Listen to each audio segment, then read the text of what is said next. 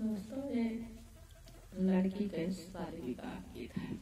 और गीत अच्छा लगे तो लाइक शेयर कमेंट जरूर करना और बताना गीत कैसे लगा। नदिया किनारे माली फुलवा जलुआ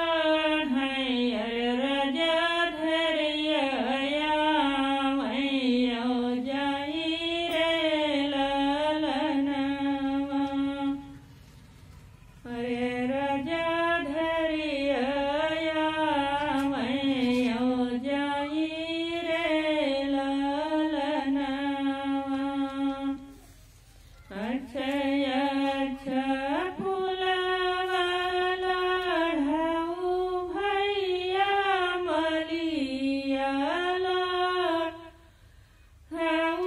भैया मलिया रे दुनो जने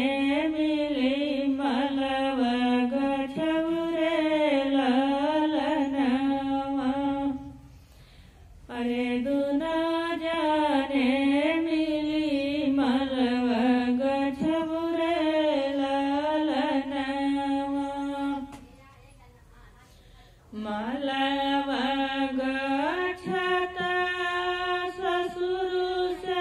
होई गे मिलनिया रे होई गे मिलनिया रे अब पीव